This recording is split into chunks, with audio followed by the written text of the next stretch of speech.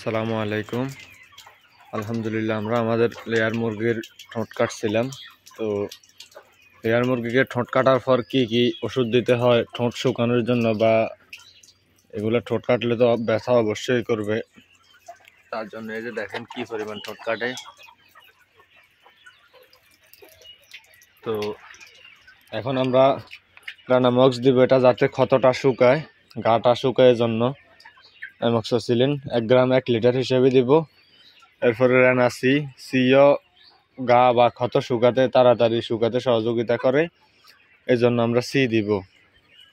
তো রানাসি 1 গ্রাম 3 লিটারে দিব। আর ব্যথানাশক হিসেবে একমিট ডলোরিল, এটা 500 mg, এটা 1 গ্রাম 24 লিটার পানিতে।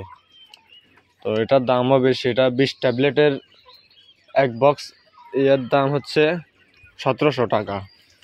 আমি দেখাই, এটা আবার 100 mg আছে, ওইটার দাম কম। এই ডলোরিলটা, এটা এই যে দেখতেছেন 1700 টাকা এমআরপি।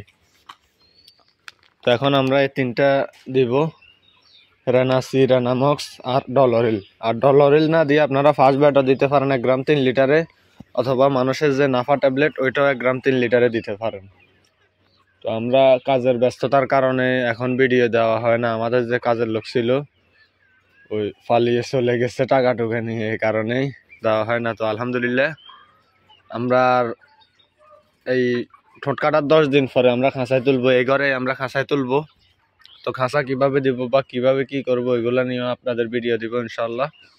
তো সবাই আমাদের জন্য দোয়া করবেন। আর আমরা হয়তো অল্প কিছু 10-20টা বা 30টার মতো হয়তো ফুলেট বিক্রি করতে পারবো, কারণ আমাদের খাঁচার ক্যাপাসিটি হচ্ছে 2016 পিস। তো এখানে আমাদের মুরগি আরও কিছু বেশি আছে, এই কারণে বাকিগুলো আমরা বিক্রি করে দিতে হবে। তো কেউ যদি বাড়িতে ফালার জন্য 2-4টা লাগে, আমাদের সাথে যোগাযোগ করতে পারেন। আরও কয়েকজনও বলে রাখছেন, এই কারণে বেশি দেওয়া সম্ভব না। তো সবাই ভালো থাকেন। আসসালামু আলাইকুম।